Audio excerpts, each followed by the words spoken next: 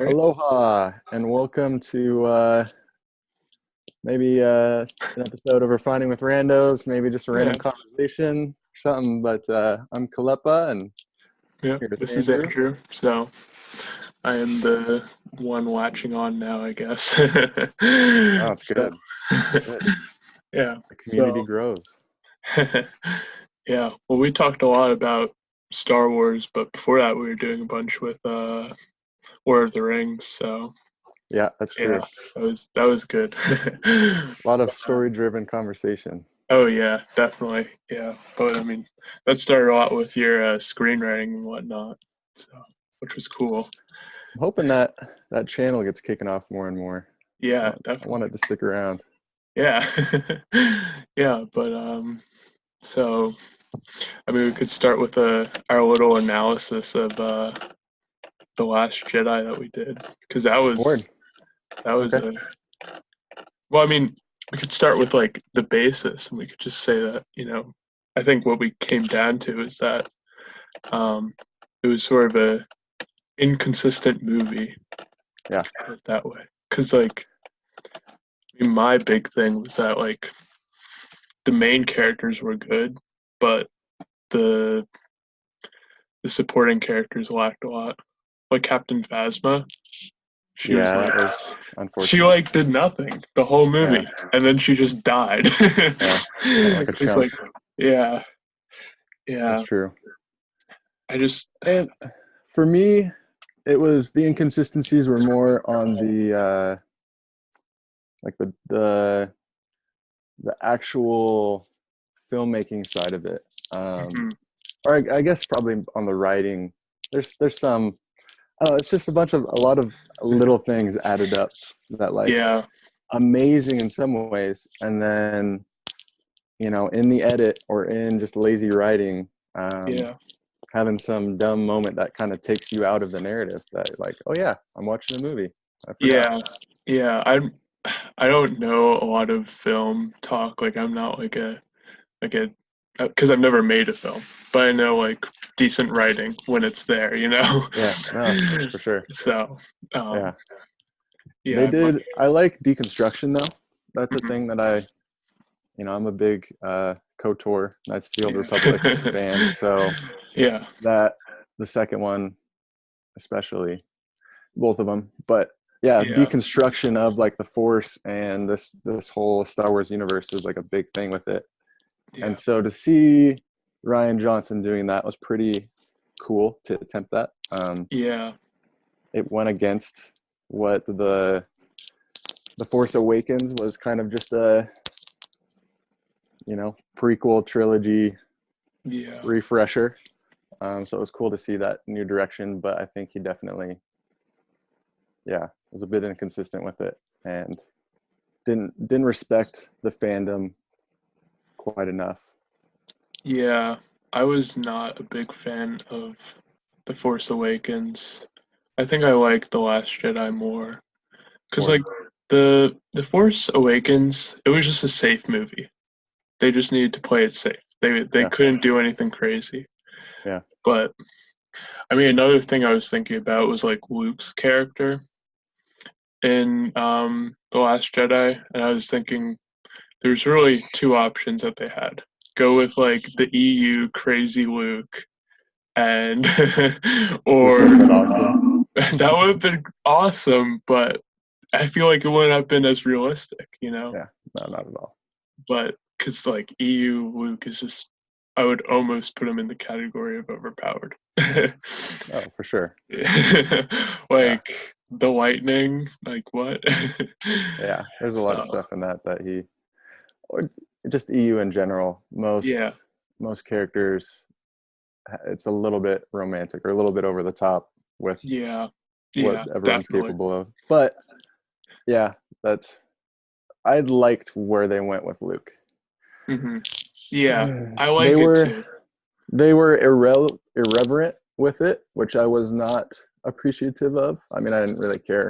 Luke has never been like my favorite character with Star Wars, hmm but they should have been a little more delicate with it. There's Yeah, certain things that he did that is just kind of like it's gonna get a reaction out of his Yeah, fans. I think. But to explore that imperfection, Mhm, to explore that doubt and that fear and what mhm. that fear leads to, the decision making that it leads to, and that whole, and the different people telling different stories, different perspectives. I liked that depth to Luke, because before he's just like good old guy that's Yeah. not going to do anything wrong and he's just Yep. going to save the world, to Yep. where it was, I don't know, I liked that. People hated it, but Yeah. Yeah. People wanted the hero, but really the hero was supposed to be Rey. You know, yeah, she has to be the hero. yeah, And I hope that really happens in this movie, next one. it's going to be interesting. I really my only I mean, I have some expectations. I don't like to have expectations for things because then like I could become really disappointed. And I didn't have any expectations for the last ones. So hopefully Same, this yeah, doesn't go sour for me. yeah. Honestly, the one thing that they definitely need to do is have Luke as a Force ghost. I feel like if they don't do that, that's just a huge missed opportunity. Yeah, So, I give I give Disney a lot more credit than most people do. Um, yeah, I feel like uh, they know what they're doing. Um, yeah, they've made some dumb choices, obviously, but they're yeah. pretty clever. And I I don't know. I don't think they'll blow this. I mean, I could be eating my words tomorrow or next couple of days when I end up watching it, but Yeah, I have regained some trust. So yeah. at some point I started to slip into some fandom menace side of things, Hmm. but that you yeah, there's two sides to it, you know. Yeah. Well, I feel like it's so much easier to just hate on an inconsistent movie than to nitpick the stuff that's really bad and the stuff that's good. Yeah. Because like I really liked the Force connection that Kylo and Rey had. Like that was such a sneaky and such a good writing So technique. yeah, that force bond with the Star Wars stuff that I'm writing, that's a big thing with it, is a force bond connection. Yeah, Um, and so it was, yeah, that helped a lot with fleshing that out and trying to. I really like that kind of intimate level of force connection, not just like a, oh, I a feeling feel kind things. of, Yeah. no, you're like, yeah, no, Yeah. I dig it. Yeah. It's just like a deeper level of like when like Yoda felt those Jedi being killed, on Kashyyyk, but Yeah, just more. yeah, yeah. Yeah, I like that narrative. With well, I guess I'll just ask you, what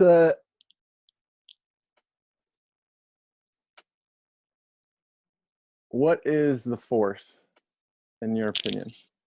Like, what's your take on, I don't know if you might not have an opinion, but just wondering what your take is on that sort of thing, because it's a very interesting topic in my opinion. On like the Force in general, or Yeah, like, is it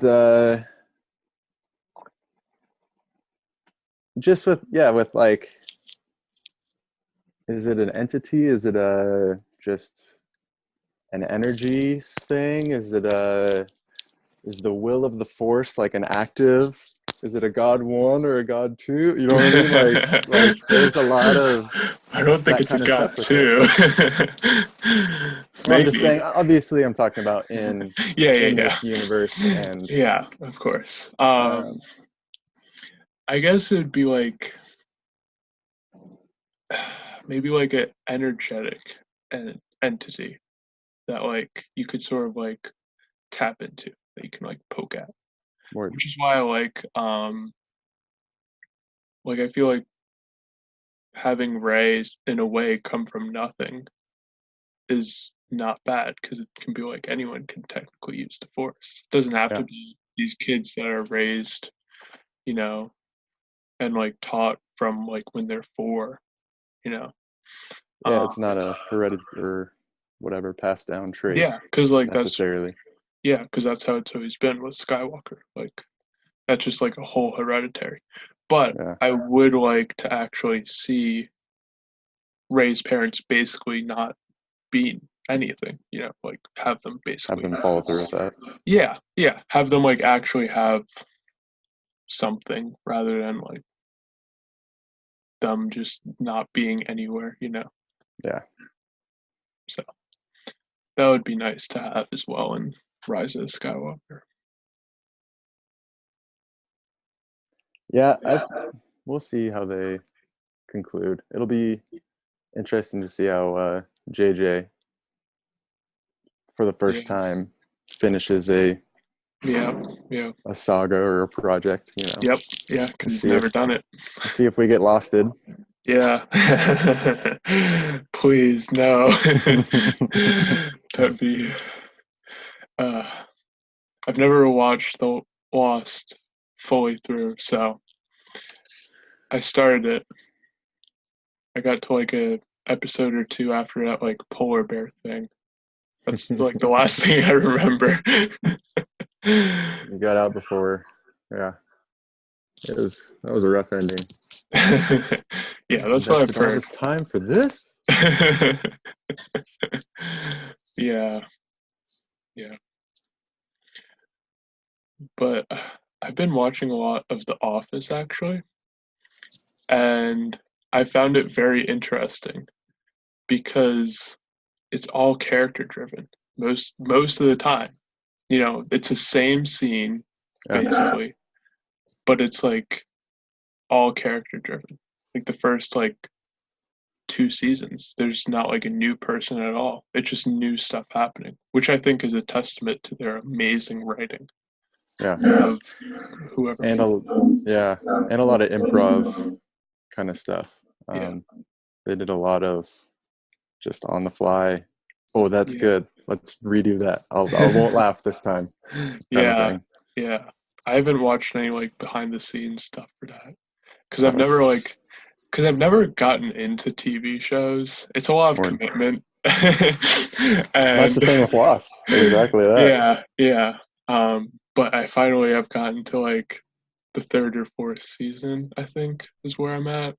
So I haven't watched a bunch recently because I just got through finals. So That's yeah, that shows a good and yeah, it's also hard for me because sometimes I get really bad secondhand cringe. So like I'll be watching it and I'll have to pause it and just walk away when Michael. when Michael does some stupid shit. I'm just like, no. Yeah, that's. Like, damn it, Michael. But that gets, as the show, to your point with being character driven. That's the beautiful thing about the U.S. office is the fact that uh, the characters develop as it goes on. Like Yeah, Michael yeah, that becomes too. a beautiful character Yeah, um, that yeah. you love. Like you love Yeah, him. Like like at I've gotten first, he's the attached to worst. them. I've gotten Yeah. attached to them. You So know, it's the cringe changes from this like to there's an intimacy yeah, kind yeah. of thing. Like That's it's what's cool about shows yeah, is you get intimate with these characters, and yeah, so a deeper level of something yeah. happens. Yeah, now it's the cringe that I'm just sad that that happened. I'm like, no, Michael. Yeah, don't do that. Yeah, It's like, no, you're better than this, man. yeah. I like that though. That's a good point with the difference of TV show and film Yeah, is that ability to dive into um, a commitment, a relationship, yeah, in a yeah, certain way. To where a yeah, film is like, wow, it wows you way more and it's more yeah. They spectacle. have to bring you in. Exactly. So And it's boom, boom, boom. Like it's yeah, stacked. It's hmm it's compressed in. So it's definitely. a roller coaster ride. Yeah, I was watching. a bit of Solo actually right before this Mm. because you said you really liked Solo. So I was Yeah. like, oh, I should Oh watch a man. little bit. So I think I got like 30 minutes in Word. for So this. that includes the well, most likely, I'm pretty sure. Yeah. My favorite scene of it was when he fails out of flight school and gets sent to the front. Yep. That scene, mm, Yeah. like Star Wars, that's the Star Wars that I've been waiting for, is that Yeah. gritty, chaotic, Yeah. gnarly kind of environment. It's Yeah. not clean. It's not, you can't tell what, it's just like, that's Yeah. battle, Yeah. that's It was the, so good. yeah. Yeah. Have you? Yeah. I really liked that scene. That was so well. Like just like the writing in that scene was so good. It's just like, oh, There's a this is like longer the version Star of it. Wars, huh? There's like a longer version of it as well. Oh, really? Because it was chopped down Hmm. for time Yeah. in the released edition. Unfortunate. It happens. Yeah. Nature of the beast. But yeah, I really liked that. I also really liked how Chewie and Han met with that whole thing. That was pretty cool. This with Solo, there's certain little things that I wish they would have tweaked to make it a Hmm. little less like was it like fan servicey? Yeah, I But got yeah. I do appreciate stuff as well. Like people hated certain things. I'm like, it's Yeah, fun. people Like that's like fun. It doesn't have to be everything doesn't have to be yeah, badass or yeah. Have you seen The super deep. Mandalorian? No, so when I've been up in Washington for the past month or so, Hmm. and haven't had Wi-Fi or Oh wow. any type of stuff. Been digging into some stuff and working on some stuff. But yeah, I moved up there the day Mandalorian started. Oh wow. So I was Okay. like, dang it. Yeah, I need So to. Yeah, I need to watch that because apparently it's really good. So it's like I've been looking Disney forward to it. can do it. Yeah. Disney can make good Star Wars. So, Well, Mandalorian is actually when I turned my view around. mhm. um, about as far as like the fandom menace and Kennedy and Disney and whatnot. Yep. Uh, I was never like super into the fandom menace, but I was on that side of opinion of like, yeah, they're just effing this up big time, Yeah. and they don't know what they're doing. That's more of it. They don't know Yeah. what they're doing. That's the idea. But when Mandalorian really started to come into like they started really talking about what it's going to be, and then the trailer came out, Hmm. I was like, okay, yeah, no, they're fine. They're fine. Yeah. They know what they're Yeah. doing. I feel like maybe I feel like The Force Awakens might have been like rushed or something. There must have been something behind the scenes that caused it to not be a good film. I don't know. To me, it was because of The Last Jedi, unfortunately. When you switch directors in the middle of a trilogy, Oh, you lay the foundation, and then you yeah. go into this other one, Yeah. and you don't follow the story at all. Yeah. It, he, yeah, JJ Yeah. really has a tough nut to crack with this last one, trying to mesh all of that together and make it a satisfying trilogy. Yeah. Yeah. And that was like the issue with The Hobbit. Where Yeah, they had yeah, Jackson come in halfway through production or whatever. and they're like, And he didn't actually, really he didn't even want to do it. yeah, well, That because was such a yeah. he knew it was going to happen, and it happened that he was going to have Lord of the Rings in the back of his mind, Yep. and so Yep. he's just going to keep trying to make that, Yeah. which that happened. Yeah. That was there's nothing really to nitpick from there. It was just bad through the whole thing. Yeah, just go watch Lindsay Ellis's Yeah, video of yeah. it. If you haven't She seen it she yet, covered it. She covered so it pretty good. good. Yeah, yeah. That With the was. Mandalorian, I definitely, yeah, I'm excited to see. I thought it was going to be more like adult oriented, Hmm. but it's totally, isn't it kid Yeah. kind as well? Hmm. Um, so that was surprising, but I think they're still edging towards a little more adultish That's or good. mature, I guess. Yeah, Because that I would like to see, and that's kind of like with asking you about the Force. You know, what yeah, is the Force? Like, there's a lot in, and it's the reason I love Legends, the EU, yeah. is because there's a lot of deeper stuff to be explored and a lot of stories that can translate into the real world and transfer out the fruit as well.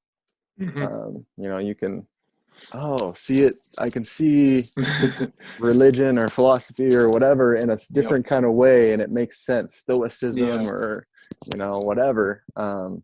And Yeah. so There's. I would like to see an adult side of Star Wars come about, Yep. for that reason, just because there's Yeah. themes and whatnot that could do a Yeah. lot of good. I think there was a lot of that that also was in The Force Awakens as well. But like The Last Jedi, there was more like mature, I guess you could say, themes going on. Yeah, yeah, Like yeah, with the dark side cave that Ray went into. Like that's was interesting. yeah. Ryan Johnson, he was very much um, in that explore the Yeah. Force a little deeper, and that's why I was talking about the deconstruction. You Yeah. know, just like it could be a little more nuanced than Yep. we've thought about it before. Yep.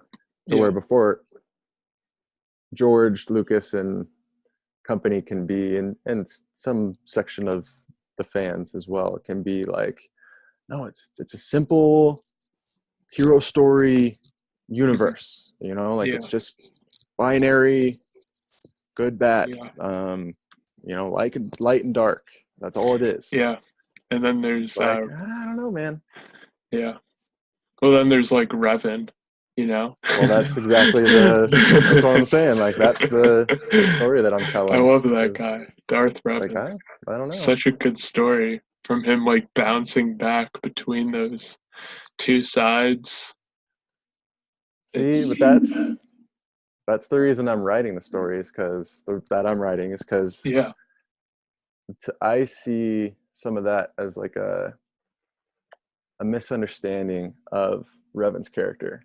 Hmm. Um, like, what would it look like to be fully, kind of like Qui-Gon Jinn, Hmm. uh, to be fully submitted to the Force, fully surrendered to the Force, uh, despite the order that you belong to, or the love that you have, or the injustices that you see, or the, you know, like all this stuff, like to be fully the status quo, the social norms, um, Yeah.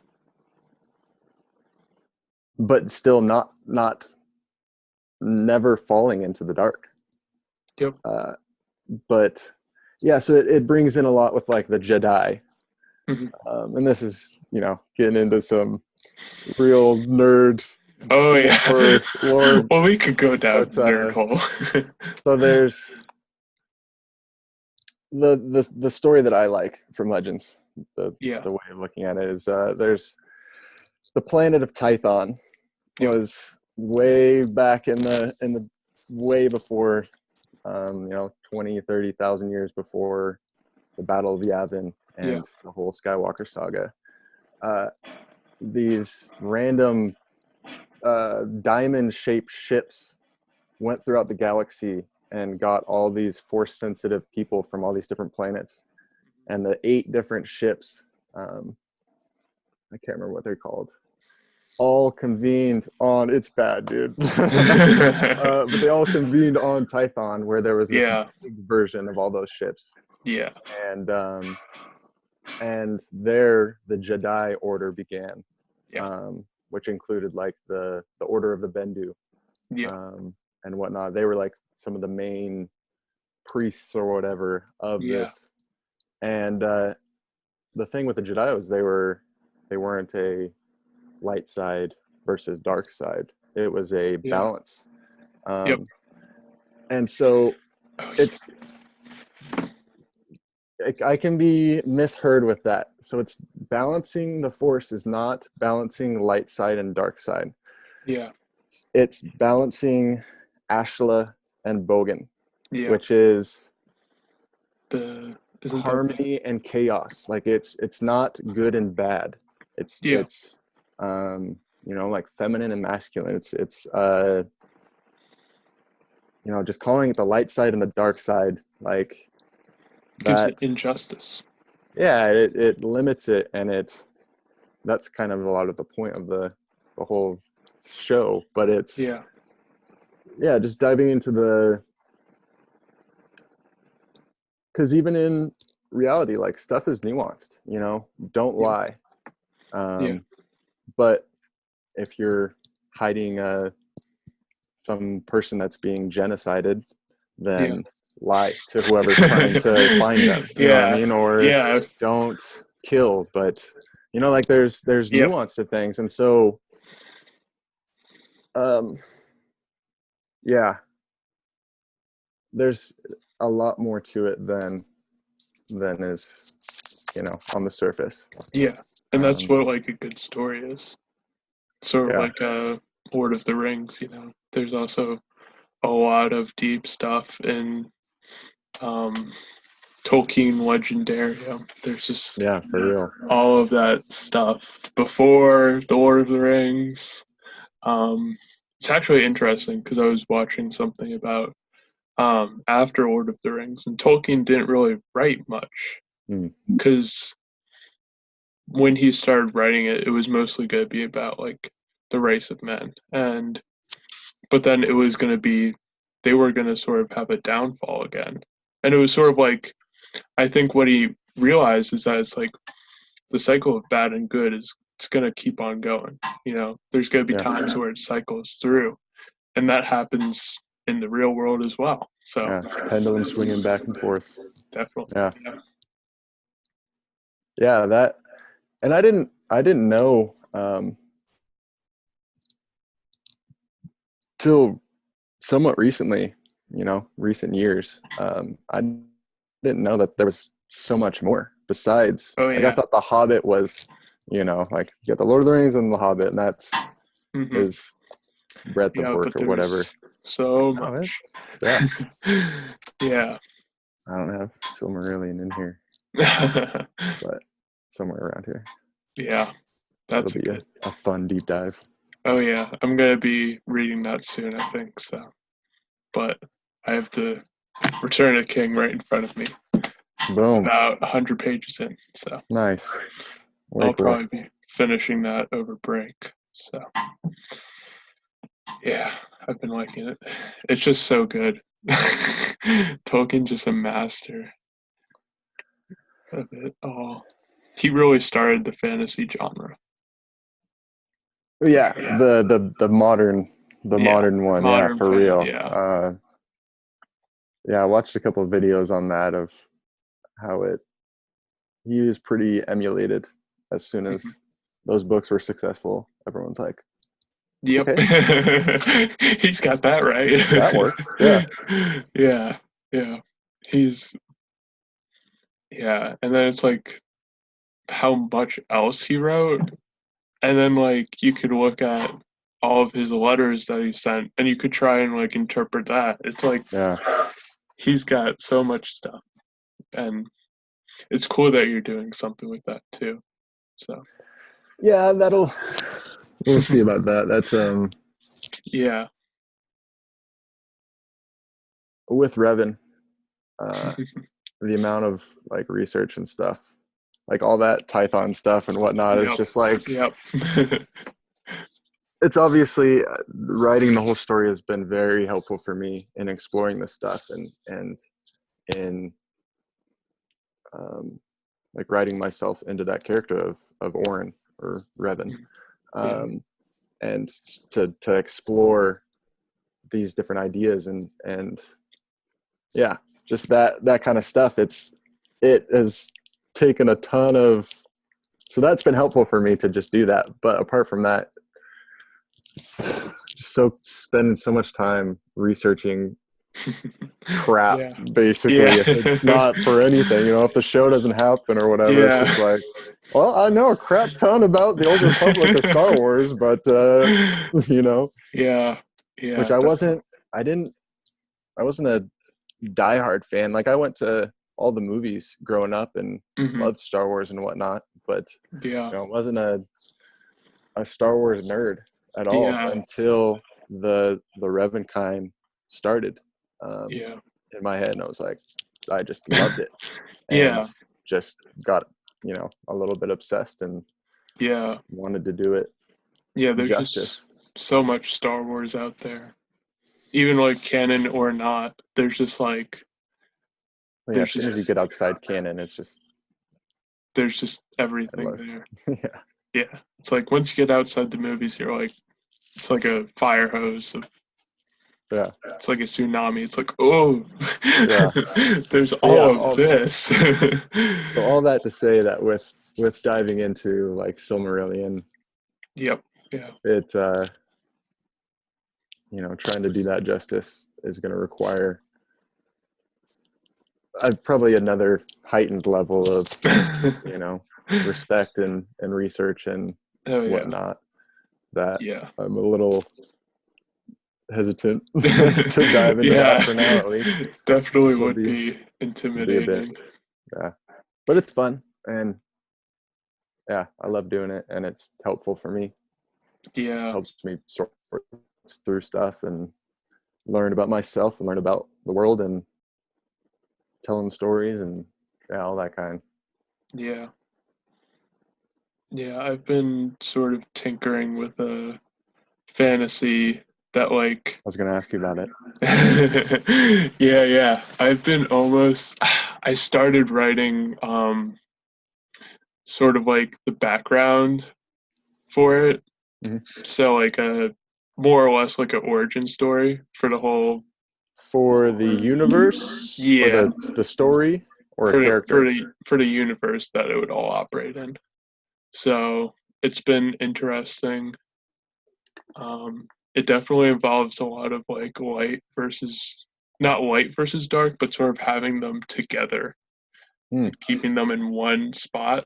So I'm probably gonna finish that up in a probably by the in like a couple weeks. I'm like halfway done with it.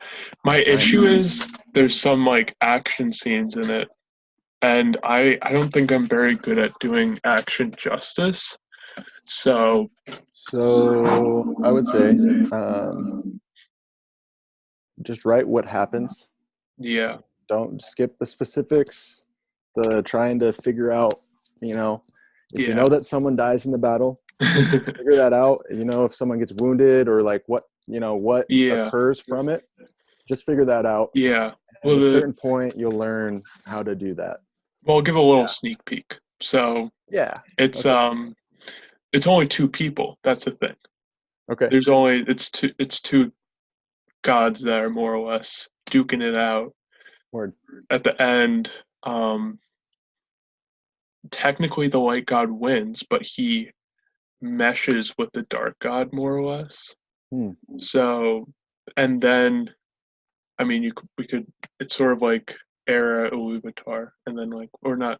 He sort of becomes like that, and then but there's the I can't. I know I made a name for these because I sort of created a language Yeah. for it. Yeah. Word. It's not super fleshed out, but I just got like the phonetics and the restraints phototactics on it. Okay. Um, This whole so thing is just chipping away, though. Like yeah, that's something you'll learn as well. Like creating a universe, you're just always going to be. So the fact yeah, that you already have that foundation of a yeah, language is pretty. yeah. Yeah. Well, I feel like language comes very well to me. I don't know why. Okay. I Word. just it just like yeah, I just especially linguistics. It just like it's like makes sense. It just like I created that language and the basis of it in like 2 days. Word. So it's just like So is that a main draw, or was that a main draw to Tolkien? oh yeah, yeah, Yeah, that yeah, that aspect, because I didn't know till recently, like till I discovered that there was so much more. yeah, I didn't know how like in depth and like fully. It's astounding. yeah, yeah, What he did with that is yeah. ridiculous. Yeah. Amazing. Yeah, he went all in. He's Yeah. um yeah, yeah, that definitely drew me to Tolkien because he's yeah, but I it's imagine. mine sort of it's not similar to Elvish. It's got like it's interesting. It's like a compounding language, sort of like how Hungarian operates, but then it has phonotactics like Japanese. So like the word structures like that. Okay. It's yeah. I'm just geeking out on languages right Yeah, now. I don't have a. It's a bit over my head, but I appreciate it. I I get what I you're could saying. probably send you a Limited series extent. about making languages. Word. So it's good. But I'll probably be done with that origin story in a couple weeks. Word. So And it'll be for novels. yeah, yeah, writing. But I think it could, in theory, it could, you know, go to film maybe. Word. But Transfer over. yeah, I think it would have an easy transfer over potentially. It's hard to say, but I'm gonna use a lot of like soft magic, like how Tolkien uses magic as well, Yeah. because I just love how he uses magic with Gandalf and then like also the gods as well, like all of the Ainur and stuff like that. Word. Yeah. Yeah. It it makes yeah, I don't know. It adds a fun element to um, the narrative, and it also is helpful for a writer if you do it correctly Yeah, to do some really cool things. It makes certain things a little easier. You know, yeah, if you didn't have magic at all, you're like, well, crap, yeah, how are they going to get out of this? yeah, Uh, but if you're not, that's.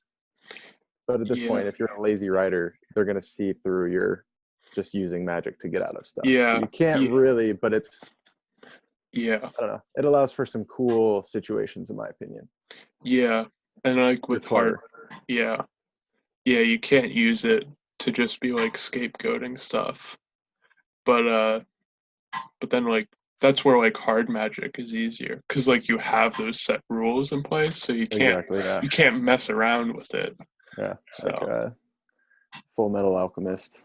yeah, yeah, Harry Potter's a great example of Word. hard magic because it's just like Yeah. straight magic. It's like how you think about magic. Yeah. So which is also incredible about J.K. Rowling, how she made that like whole The mythology stuff behind yeah, things. yeah. I mean, just like how she when people think of magic now and like wands, people just think of Harry Potter now. Similar thing to Tolkien with fantasy. Yeah, no, it's true. Very true. So the question is, what? So fantasy that's happened. Yeah. and like hard magic, that's happened. So what is left for us to not pioneer, but like Yeah. disrupt? And what genre is there still? Yeah. Well, I mean, I want to sort of carve my own little niche in the fantasy. So Or maybe. We'll see. do it. You and your gifts. If I had a grip, I'd send it right now. I think Jeff will have to edit that one in for you. Yeah, especially with him with help coming back in Yeah. for the last movie, tied into the Star Wars talk. Yeah. What if he says it during the movie? Oh man. Do it. Beautiful.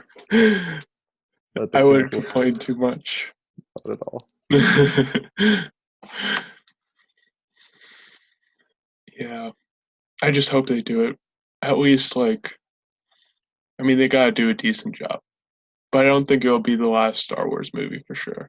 I think they'll do like little single stuff like Solo. It'd be cool if they did Kenobi. Well, they're doing a show for it, right? Oh really? I think I heard something about that today. It might be a movie. That would be cool. But they're doing it one way or the other.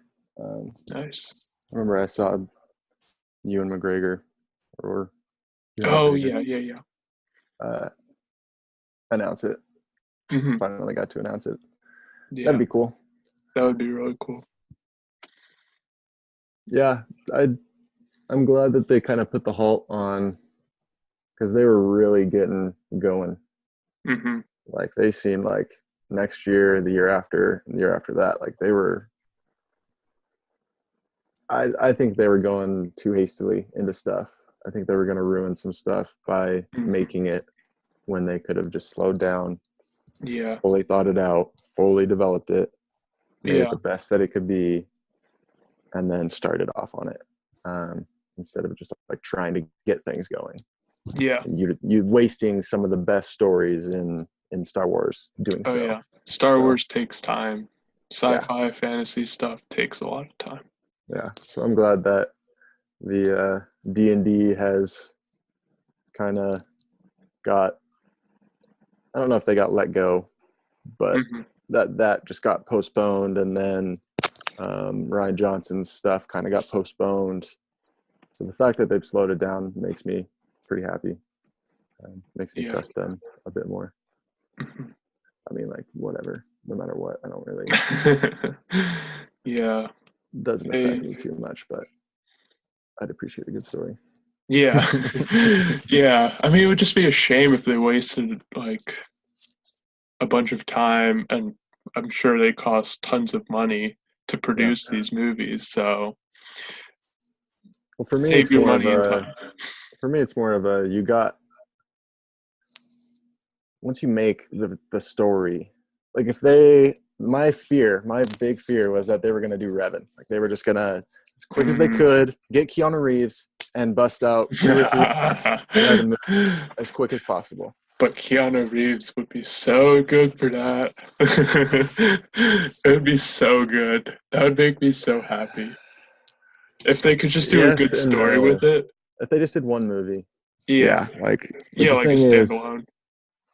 you could spend a decade of like a movie every year on Revan's life. Like Yeah. His story is there's so just crazy. so much stuff that's what I'm saying, that it'd be a waste. Like it still would be entertaining, but yeah. So I was very nervous about that. That still could happen at some point here soon, but because they haven't revealed what the Old Republic stuff was and what that meant. Yeah. But yeah, that was the only one that I was like, oh, please don't. Don't do it. Don't mess it up. Save me. Yeah. Something popped up on my news feed on my phone, and it was like one review. It was like Rise of the Skywalker's the worst, and then right below it, Rise of the Skywalker's the best. And it was from two like not great sources. Like one of them was The Guardian, and then like the other one was something else. And I was like, and I was like, So it begins. I was like, what the hell does The Guardian have to say about this? So I read a paragraph, and they're like, you know what? They really need to get. This was what they quoted. They said they really need to get Kylo and Rey together and give them a room. I'm like, no, no, that's not what you can do here. Don't do that. Yeah. We need good characters. Don't mess this up. Yeah, I don't until I've seen something especially, but even then, I still don't Yeah. listen too much to critical reviews because I like some bad movies. That's as a writer, that's a danger or like a fear of mine. Mm-hmm. Like I just like things that something about it just I just really latch onto it, or I see the potential in certain things or something like that, and I just super enjoy something that everyone's just like, that was the worst movie. Case in point, top 5 favorite movies. One of them in the top of that top 5 is Where the Wild Things Are. Mm-hmm. That movie is fantastic, and like grew up with the book. I can't. Yeah, there's a ton with it. People hated. I went to see that movie by myself as like in high school. Yeah. Just a bunch of kids around me. But yeah, people hated that movie. Like hated it. Thought it was trash. Mm-hmm. Um, different stuff like that. Yeah. I'm like, well, I hope this isn't a case of me being that way. That this is actually a good Yeah. thing that I'm writing, but Yeah. maybe not. Yeah. I mean, I haven't seen that movie, so I can't really say anything specific about it. But I mean, I guess like The Force Awakens. Actually, after I watched it, I got like it was sort of like romanticized in a way. I feel like the movie sort of romanticized a lot of Star Wars, and it just like Word. hit me so hard. And like I started writing a bunch of stuff because like I've like tinkered with a lot of writing for like a while now. Like I've written on and off since it's like 14, 13. Oh wait, no, I started before then. I had like this really weird, awful story, but it was It's the best um way. yeah. Oh, everyone starts. Yeah, I started like in fifth grade, so that's like when I was 12 or something. 12, 11, something like that. So yeah. How how did you come to poetry? Curious, because you're really good at it. Oh, well, thank Like you. I'm big. Definitely. Yeah, you put out um, some good stuff. That I'm trying to think when I started writing poetry. I don't think there was like a specific time. Um, I mean, I'm sure there was. I just don't remember it exactly. do you remember like reading and you're like, oh, this is a cool format, or like I I think I did read poetry at some point. I know I started. I think I started writing poetry in like was a few years after like I wrote that like or not really wrote. I wrote like 3 pages of that garbage story. But like maybe around when I was like 14 or 15, something around there. Um, I just sort of used it as an outlet for just writing whatever, and and then I sort of dropped it for a bit, you know, writing in general as well as poetry, and yeah, then picked it up again when I was like 17, 16, and then I'm picking it up again. So yeah, I sort of stopped senior year. But now I'm just finding little bits of time where I can write some poetry because it's like easy sometimes to just slam down a poem, take my artist hammer and bang. I still like that. I like that. Whatever metaphor. Yeah, the artist hammer. Taking my artist hammer, making my mark on this. Yeah, I like that. Yeah. Yeah, well, Hmm. you got some good stuff. I mean, you don't post as much poetry, which is a shame. I think you should post some more.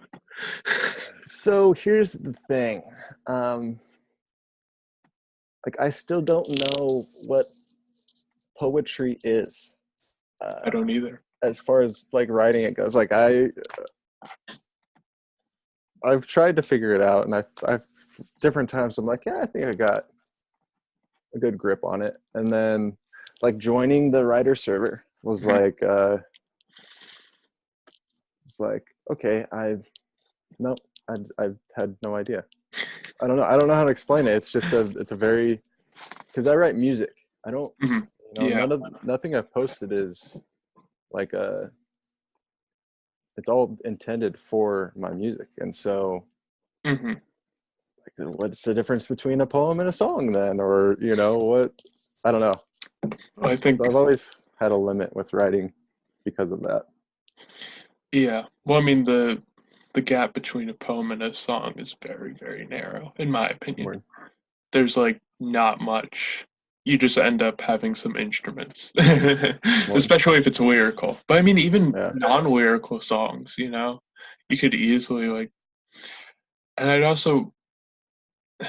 also the same way with visual arts. So like, I really like photography, and like, there's been times where I've like taken a photo and been like, oh, this is a poetic sort of photo.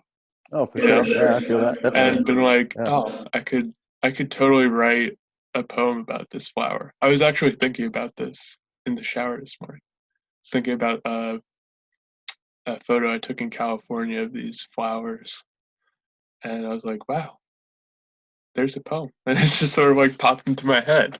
Word. Sometimes they just sort of appear out of nowhere. I don't know. Yeah. They're just there. I'm like, oh, hello.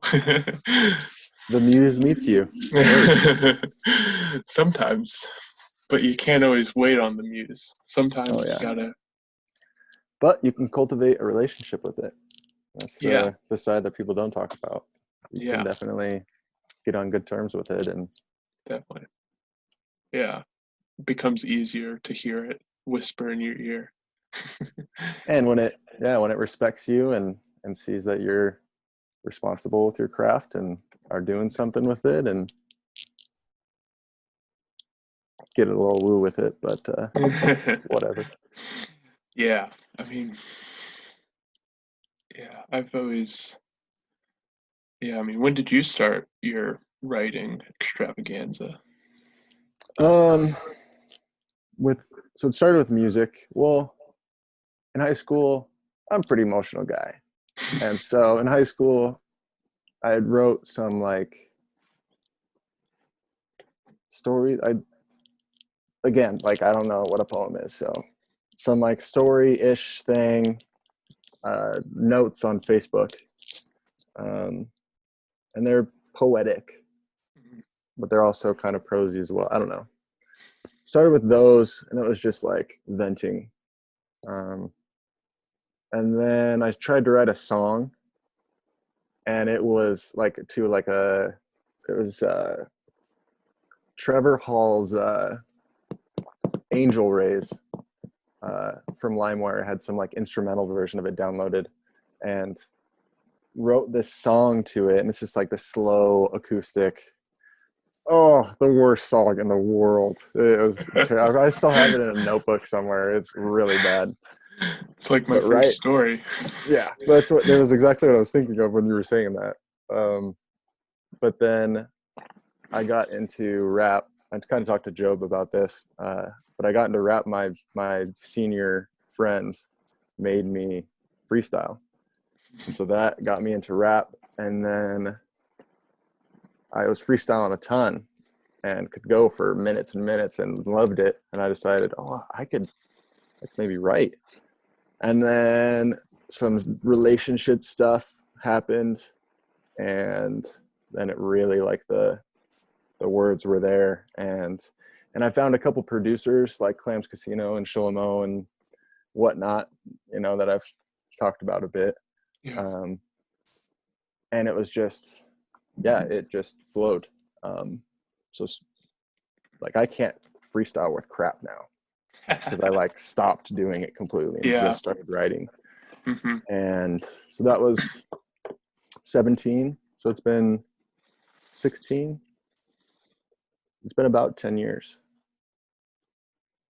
Yeah. So I did that for a bit and then gave it up a couple times. Since I was a little kid, I've always thought in like music videos when I listen to music. I don't mean just like sitting in the car looking out the window and you like, like the cliche. Yeah. I'm in a music video. No, like I would put on my headphones and my Walkman or little CD player thing and like walk around the house and like put on my jacket and like go out, like I had like a scenes of this music video. So I always loved music videos. Yeah. And so with rap and with developing that and trying to was always that aspect of it. So I'd always have like, I'd always just see these cool little music video ideas. And so I'd jot them down on my phone. And then after some gnarly love story stuff happened that'll come up someday, I had this music video that just like a vision, like just out of nowhere, super vivid. And me and my buddy Matt, and it was like he's a drift racer with a Formula Drift. And so it was going to be like half showcasing his driving and half showcasing me rapping. So like a cool blend of that kind of thing. Nice. But it was in the middle of this like scenario, like they're all messed up and in the storm and they're all bloodied and have guns and like save this. Yeah, it was just a weird in the middle of the story. Like the end of it wasn't the end, the beginning of it wasn't the beginning. And then slowly it developed to another music video for a different song. It just came to me of like before it, leading up to that. And then again, after that, another music video was leading up to that. At that point, I was like, okay, I need to figure out this whole story. And so I started really leaning into it and went back like 5 different songs with these scenes and then went forward from that first one a couple. I was like, wow, this is like this cool short story. And I talked to my dad about it and he was like, and I'd said something about it being a movie. And he's like, I don't know, bud. Like I'd like it, but I don't think there's enough here for a movie. And I was like, okay, I'll show you. Went off and like quickly turned it into a movie. And then it turned into 2 movies. And then it turned into 3 movies and then 4 movies. And it stayed at a tetralogy for a little bit. And then the universe behind it started forming and I really started leaning into this whole Last Day universe. And then it turned into 8 movies. And that's where it's, or 7 movies, sorry. Or no, it turned into 8 movies. And then I brought it down to 7 movies. And since then, I'm still, that'll be like my baby, if that ever does come to fruition. But it developed into like comic books, video game. I got plans for like RPG kind, tons of different stuff, shows, movies, like endless. I could get lost in the middle of, I could get stranded on a desert island I could be immortal and get stranded on a desert island and never run out of stories to like go through in my head in this universe. Like that's a really cool aspect of it. But that was that was what launched me into this whole screenwriting thing. Yeah. I was not learned at all before that. Like that was like, started writing that and then sent those 6 or so scenes that I first had, sent them to my buddy. And he was like, it's cool, but like it'd be cool if you divided it into acts, you know, so that it's easier to read. And I was like, and I should have known. I had really good English teachers, really good education in high school and middle school and stuff before I flunked out. But I was like, okay, yeah, I guess I'll split it up into acts. And then I split it up into like 10 acts because I was like, you know, like chapters kind of thing, like not thinking in that mindset at all. And then he's like, that is not really what I was talking about. You know, like, this isn't the, you obviously need to do some, where I'm like, okay, Joe, fine. So then I found that Film Courage. They're amazing. I've learned an insane amount from them. Yeah, found Film Courage and linked into some, or tied to some of the main people that they've done interviews with, like Michael Haig. And it's, yeah, that was a crazy education that I got for free.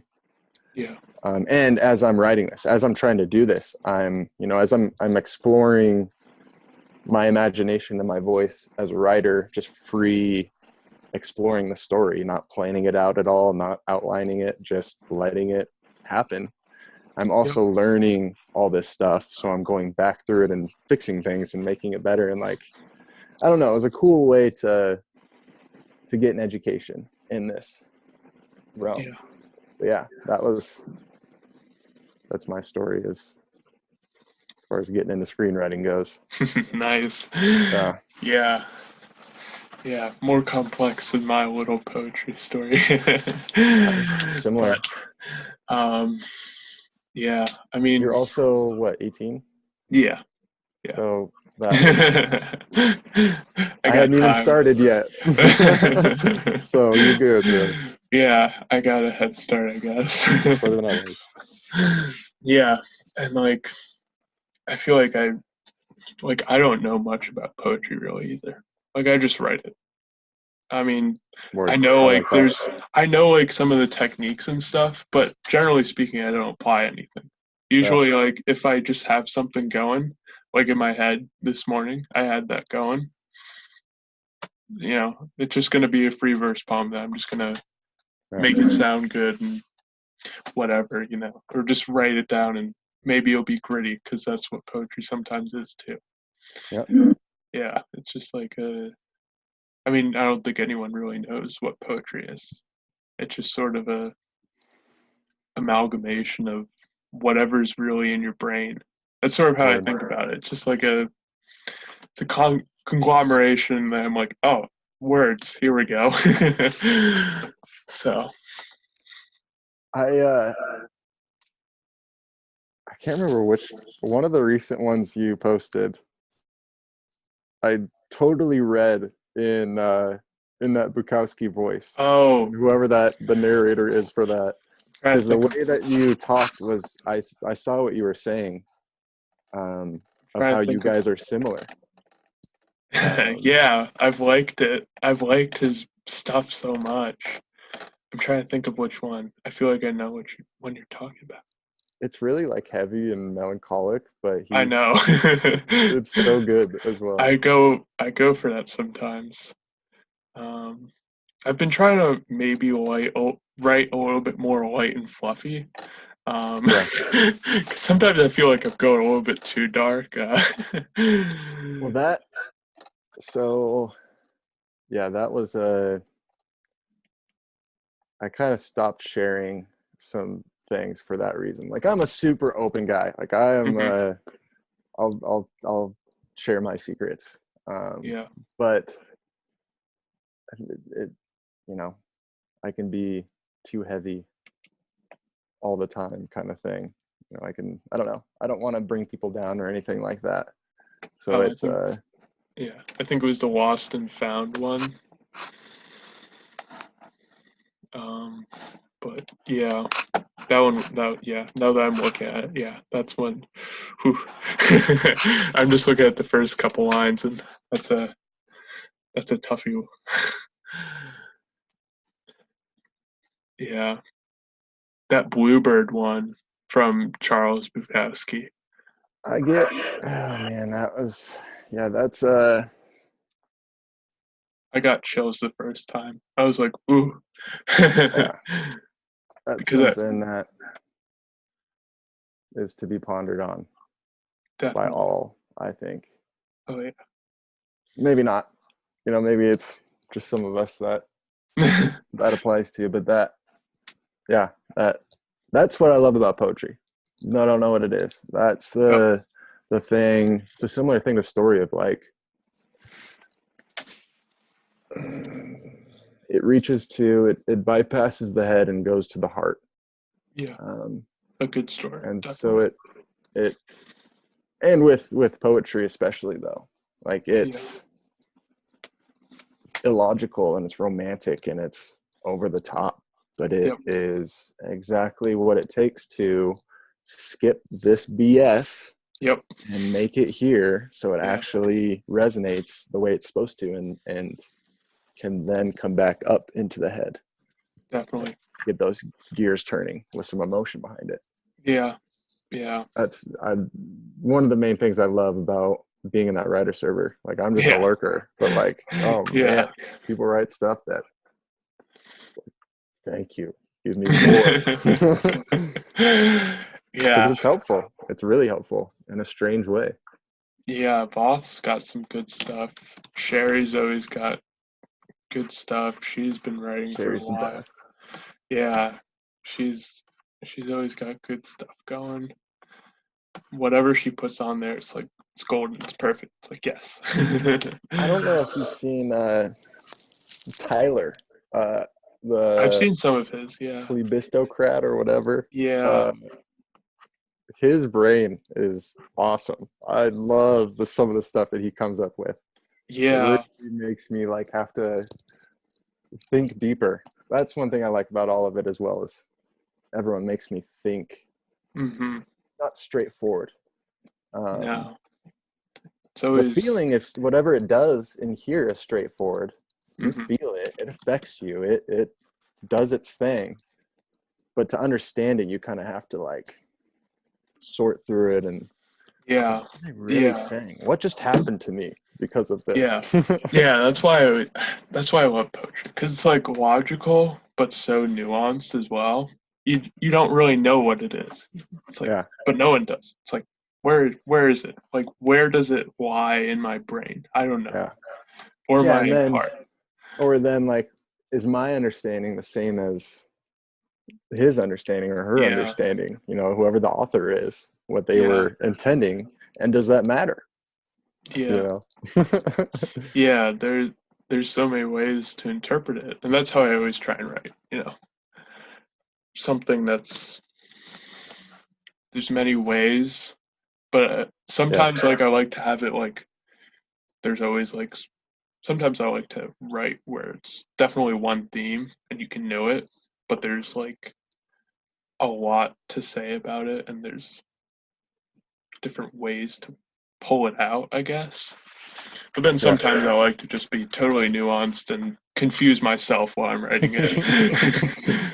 There's songs that I've written that I go back through and I'm like, what was I saying here?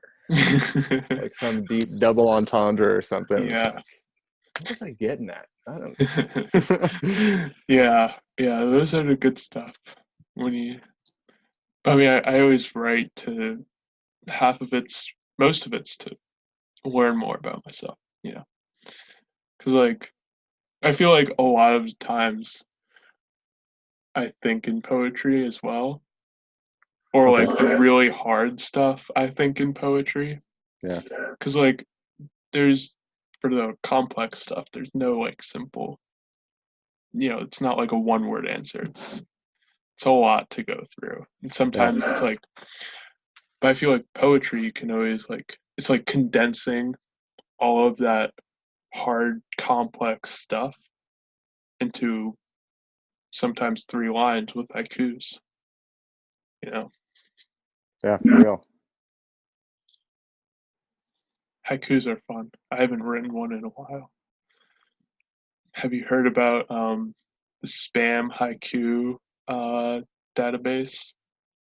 About the spam meat? I love spam. What is this? There's a database of haikus about spam. Really? Yeah. Oh, I'm gonna have to find that. Spam is the bee's knees, dude. Spam, rice, and eggs was like my go-to in Hawaii. That was my Sunday breakfast tradition. Oh, I always go for cheesy scrambled eggs with sriracha. There you go. That's my go-to. Throw some spam in there. It could go for spam. Yeah, It's a bad rap, man. I think people just it have does. eaten it uncooked, so they think it's gross. I find it good in all ways, but I don't have it very often, so I can't comment too much. You know what? I'm gonna look it up. Got you intrigued. Yeah, Jordan Peterson talked about it because he was talking about how creative restraints can be helpful because haikus are so restrictive. You only have 575 for syllables each line, and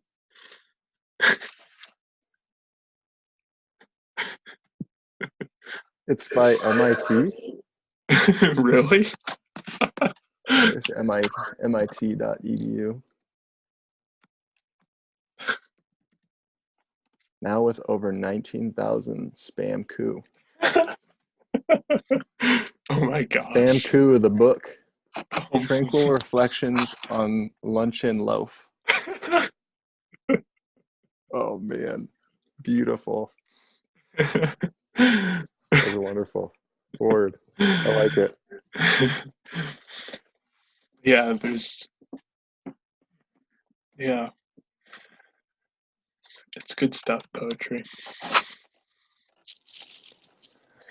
Yeah, I'm a fan, even though I'm a bit of a lurker with it, Oh, outsider looking in, but you need to just let it go.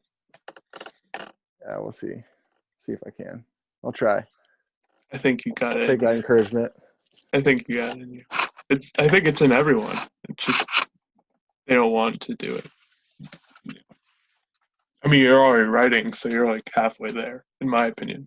I was gonna say, yeah, there's just a learning requirement or practice requirement for most things, Yeah, and so once you know, once you get it, once you've done it, yeah. you understand it, then I'm sure it's a lot easier. But poetry is, I don't think there's much of a barrier of entry at all. You know. Yeah, but there's still like good poems and bad poems. Yeah, but I think it's hard to write a bad poem if you're tapping into yourself. Word, word. So it just from just like trying to emulate someone or just coming from an unauthentic place is when Yeah, that okay. yeah, yeah. I think so. Yeah, Or if you're just not putting it yourself into it.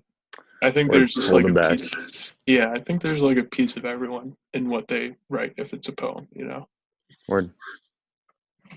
it's just like how it is. I think for poetry. Hmm. I think for like a lot of things creative, like artists, when they're painting incredible stuff, they're pouring themselves over this for hours and hours. That's true. Same with writing. It's a craft Yeah, that yeah, even with like woodworking or something, yeah, you're putting yourself into it, your artistry, yeah. your authenticity. I can dig it. I like that phrase. I can dig it. You're always funny to read what you say when you're texting. It's like I think if Yeah, like I didn't even see what you like if I didn't even see like Caleb Heidegger, I would be able to tell who it is. Like yeah, probably. And a bit of that is probably some foreign me wanting to be unique. But there's certain words that I like, like unique words. I'm like, why don't people use that? That is a wonderful word. Or some stuff from Hawaii just kind of uh, latched on to the max, like kind. It's like yeah, a fascio. That's your detriment. other. Yeah, for sure. That one Uh, always makes me laugh. It's good though. with that, I always feel like if I if I say faux show, like Oh.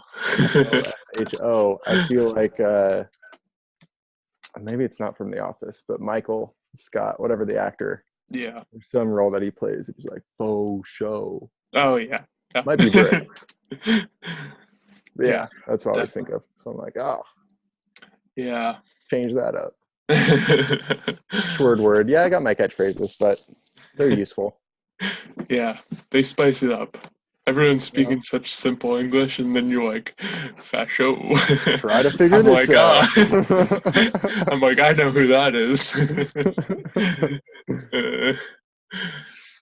Yeah, with the internet, communication on the internet, it's so impersonal.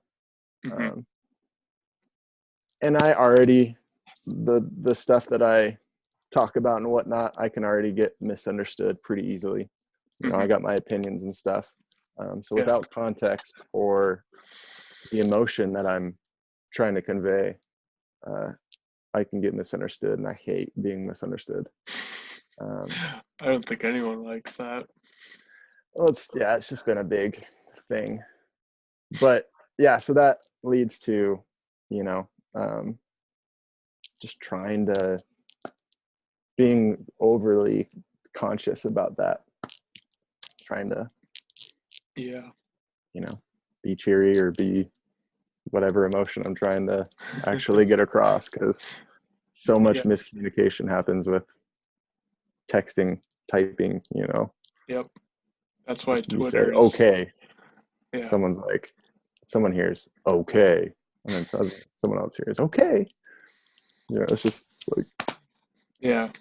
That's why Twitter, I think, is the dark, awful place that it is.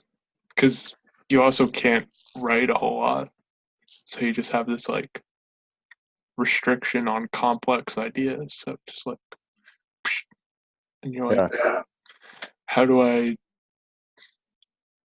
squish all of these things that I want to say into all of this? And then and sometimes you it's have gotta to be throw some robotic. stuff out. Sometimes you have Yeah, to throw stuff out. So yeah. yeah, I don't ever go on Twitter. I made I an had a account. No, I that's had an idea for a platform or whatever, that I'd put some development into. I mean, not like actual development, but like logistics, planning, scheming, and yeah. whatnot. Um, for like a spoken, like kind of like a mix between like Voxer. Hmm. You seen that? It's No. like a walkie-talkie kind of app, so Okay. you can just like record a voice message, not Yeah. just like walkie-talking back and forth, but it's like messages that you can like Hmm. replay. Um, so like a mix between like Voxer and Twitter, Yeah. um, which adds in voice, which adds in inflection and personhood, and Yeah. it creates, or it keeps the humanity in it. Because something with the computer screen, Yep. when there's not at least this level of, you know, connection or something Yeah. similar, Yeah. we just dehumanize, um, Yep. strangely, and not like in a malevolent way. It's just like a natural thing. It seems like if you look at the internet, the phenomenon that's happening, it just kind of seems like that's just the way we kind of operate. If there's not that personal connection, we don't treat them with personhood in mind. I don't know, because most people would never say the stuff that they say. Yeah. I mean, like, would never Yep. say that to someone. Like, that's No. ridiculous to say to Yeah. someone in person Yeah. for some reason. So yeah, Just adding a happens. personal element back into social media, I think would be hugely beneficial. Yeah. But you know, maybe the division is profitable. Maybe. Yeah. I don't know. It gets people riled up, and then they get engaged, and then they're like, ah, let's take to the streets and riot over this tweet. So, yeah, that's what I like about this Discord so much, is that people are nice, kind all the time. Yeah, it's a breath of fresh air for sure. Yeah. A good Whenever I faith go to other community. Discords, it's like, whoa, this is what you guys do over here? Like, this is how you operate? Like, Yeah. gosh. Yeah. Yeah, I don't have much reference for Discord. Like when I play like squad or something at my friend's house, me and Mhm. him would be on the Discords, but it'd be Yeah. like on my friend's Discord. And I'd only use it to talk while I'm there. I didn't understand it. But then finding PVK and whatnot. Mhm. Well, at first it wasn't. At first I was not going to join it because I was, uh, it seems like a just super Peterson group, Mhm. Yeah. which I'm just not. You know, Mhm. I dig the dude, and I've learned a ton from him and whatnot, but I'm just not like in that side of this group. I just don't care much for it. Mhm. So I was like, yeah, like that's probably not something I'm gonna do. But Yeah. then finally saw the person side of it with like Luke and Jeff and Job did a conversation. I was like, okay, I like this. This I would like to be a part of. Yeah. This is useful. But yeah, Yeah. this is my intro to Discord. Yeah. I mean, Really.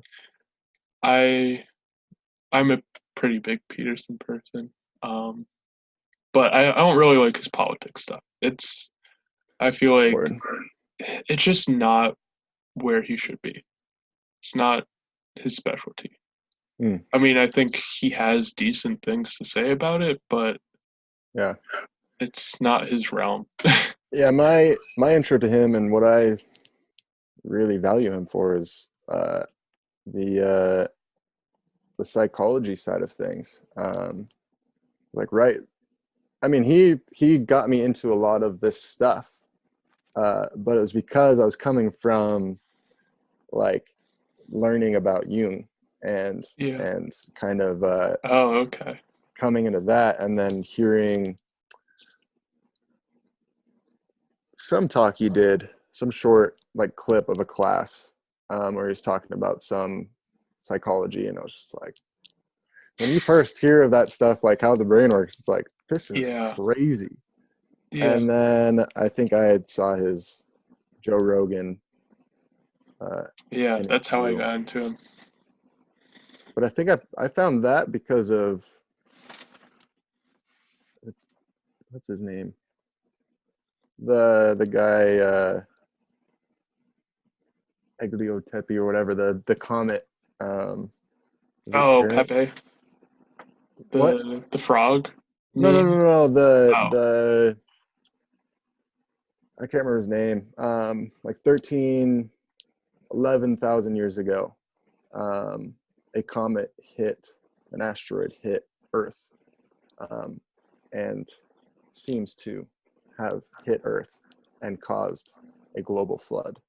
Um, and so he does a lot of stuff with like the lost civilization. You know how okay. advanced we might have been before that, or all that kind of stuff. Um, and so it was just a super interesting take. And then I think the Peterson one was in the recommended as well. I was Mhm. like, oh, I've recently been, oh, check that out and watch that. And that was where he introduced his biblical stuff, Yeah. where he was talking about that stuff. And I was like, huh, so he has this whole other side. And so then I dove into that, and not dove into it, but, you know, watched. It's hard to dive into that. There's Yeah. a lot Yeah. of really long videos. And at that point, I Yeah. was short attention span. Watched a couple of them, and I've gone through some like hippie woo phases in my youth, and so I've learned to questioning things, you know, question where people are coming from, why they're coming from that way, what they're really saying, you know. Yeah. And so I was like, man, I would really love to have a pastor's point of view on this. Like Mhm. I think it would be really beneficial to yeah, have a guide through this, because you know there's some, you can get led to some crazy places, with Yeah. that kind of stuff, with, you know, conscious or collective unconscious and all this Jung stuff, and then just going into symbolism. And so then I typed in probably like Jordan Peterson pastor review or something like that, Yeah. Yeah. and up pops Paul, and Yeah. that was game over. It's like, this is the dude. This guy Yeah. gets it. And I stayed. It's funny. I stayed different than most people. It seems I stayed for his throughout the year or so. His sermons. His what are they called? Prep for Sunday. Yeah. Yeah. The yeah, rough draft for Sunday. Those were like what kept me coming back, because was have been moving around doing different stuff, so I haven't been like super attached to my church, and so that was a way for me to like have my church Yeah. and when I'm on the road and whatnot. Yeah. Yeah, that was my intro in. Yeah. Mine was more sudden, I guess. I mean, I didn't really know Paul. Um, Basically, I had been on a Jordan Peterson public Discord that was Okay. attached to a subreddit, and I was like, this sucks. This is like just memes and other Mm. garbage. There is no like constructive stuff. Although I went back a couple of days ago and they definitely have better stuff now. They seem to be like using voice channels more and stuff like that. And Right. other stuff has cropped up. So it's better now. But it seems to be. I haven't really delved into the content too much because I'm more focused on this Discord now. Yeah. But basically after I posted that um thing on Reddit, Job and somebody else DM'd me on Reddit and was like, "Hey, here's a Discord invite." Really? Yeah, to Huh. and they were both. I checked. They were both to that server, and I think it was just luck because Job said that he didn't go on that. Like he didn't go on Reddit that much, and it wasn't Yeah. like a big post either. Like it only got like a few upvotes, and it had That's like strange. a few comments. So it was just like luck, I guess. It was meant to be. And now I'm here. That's way cool. Yeah. Huh. So I hadn't really I like watched that. much of Paul, Yeah. but I've watched more of his now. I think he popped up in YouTube algorithm at some point, but I was like, bah, I don't want to watch a pastor talk about Jordan. I want to interpret it for myself. Yeah. So, but yeah. Yeah, it's quite the, for me it's been good to with these topics, with all this stuff that's being talked about, and even before uh before Vervaeke happened, and the whole meaning crisis, it Yeah. was, you know, kind of isolating of like, I don't really have very many people that I can talk to about this stuff. A couple, maybe. And then after the meaning crisis, whole things kicked off, and I started going through. That was what actually brought me back to Paul. I kind of stopped watching stuff for a while, but then he did one video talking about Vervaeke, and I decided to watch his like Aquinas and Aquinas and Oh, I didn't know he did video. one on that. I watched it and it was like, it hooked me instantly. And so I just went back to the beginning. It's like 17 or 16 something in the series. Yeah. And just went back and started binging them all for like this summer or whatever. I was just every day watching at least one. But with it, with that type of information and stuff, it's like, this is the most niche topics ever. Like I have no one that I can talk to about this stuff or even begin to talk about this stuff because it's so loaded. You have to have conversations to be able to have conversations. Yeah. You know? So discovering the Discord was like, I always said that it's like an oasis. Yeah. You know, all of us are just wandering through this desert. That's a like, good, I don't know, and then found this oasis and mingling, and people are heading off in their own directions sometimes. And my analogy was the casino. yeah, I liked that. Yeah. Well, I like your oasis. That's like a different sort of perspective. It's a little bit less dark because casinos are a little bit bad, but in a way, it's also sometimes addicting for me. Sometimes I'm like, oh, just gotta check Discord. Is there anything new? Yeah. Well, I mean, hey, with an oasis though, it's you're not, that's not the destination. Like it's something you find in the middle of the desert, you know, along the way. So it's a little bit of that as well. Yeah. It can become a social media kind of thing. It's the best social media. Find myself clearing channels. Yep. It's like new post, and I like just to have it clear, like just to be a perfectionist or whatever. Yes, I do. Even if I don't read it, I'm just like, okay, I need to clear this. Like, mute the freaking channel if you're gonna do that. I usually go to the bottom and then I go back up to like understand the conversation in reverse order. Yeah, it's weird. Like, figuring out as you go. Like, how did we get here? Okay. Oh, yeah. No, definitely. It was a similar experience. It becomes like a mystery story. It's like, how did this happen? And then sometimes it's been like a conversation that's going for 2 hours. Yep. You're just like, I don't think this is going to end. All right, I'm done. Yeah. But such a good place. Yeah. It truly is. It's great what you were saying about like conversations. Like you've had to have like the conversations to have the conversations, but it's also like the background knowledge. Like most people know Peterson.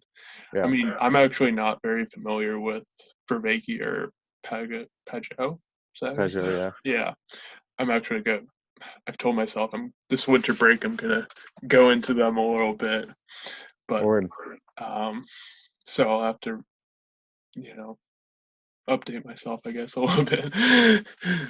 For me, Vervaeke was like I didn't go to college or anything. Most definitely didn't study philosophy in college.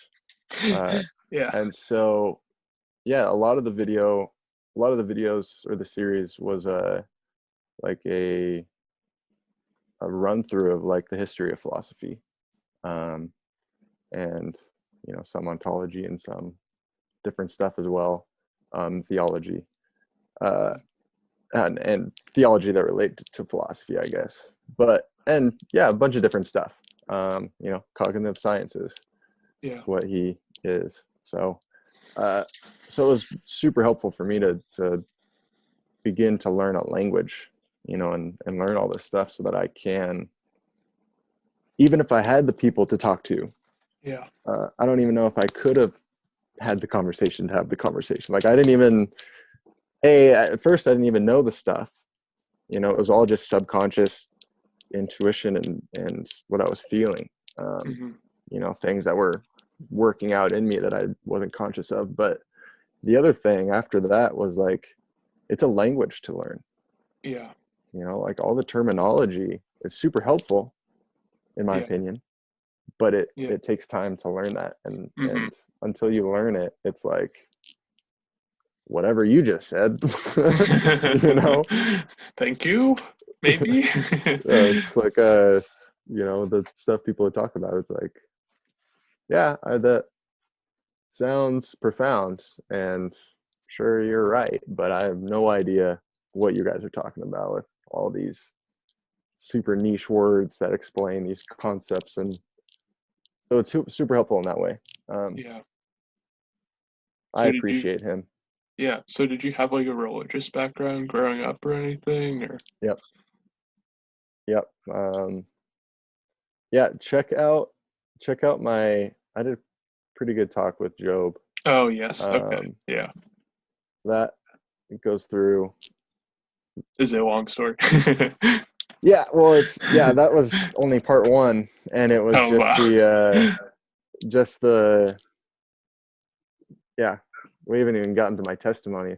That's the thing, like we ended it, and people probably think I'm a felon who's an agnostic, who, like I afterward I was like, yeah, we probably should have gone a little bit further so that people didn't think I was just some Crazy man. super, yeah. But yeah, the Come Look How Dumb Caleb Is show will continue some point soon. So check out that podcast. It's Yeah. explains that. But yeah, I yeah, was very religious growing up, but walked away hard, Mhm. Yeah. big time. Yeah. Um, but yeah, That's fair. Yeah. what about you?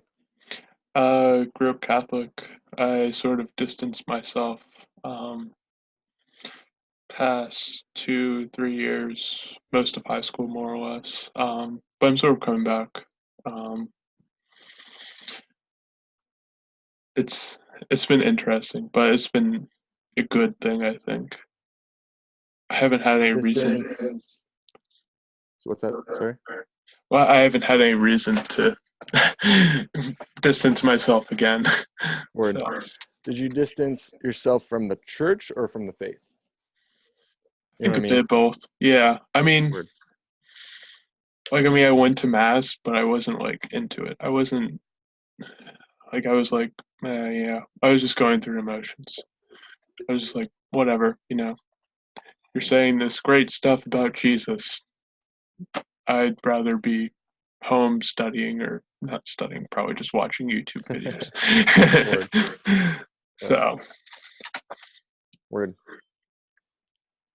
yeah, but a lot of it's now like community as well.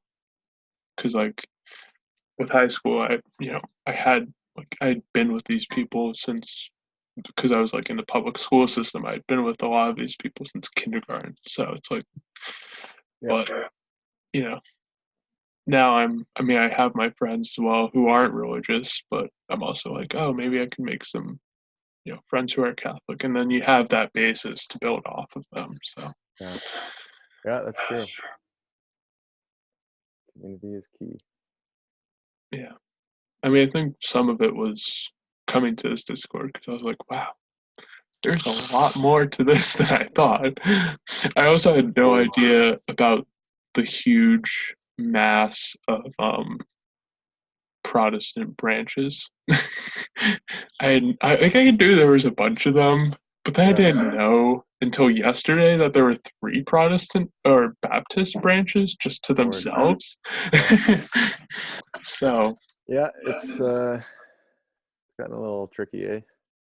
yeah, confusing me. I'm just like, guys, just keep it simple. We should talk about that sometime. There's a future conversation. Yeah, there you go.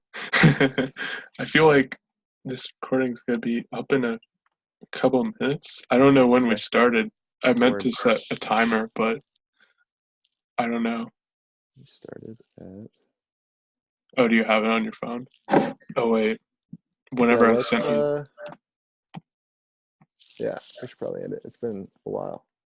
Yeah, I think we got some good stuff. Yeah, I like it works. Jeff And can edit out fix this that. little bit. Yeah. All right. Well, yeah. Thanks for joining us on, I guess, this episode of Refining with Randos. Yeah. Any last words for the audience? No, I think we got the good. Get your artist hammer. Yeah. Make your mark. Mark, there we go. Word. All right. Alrighty.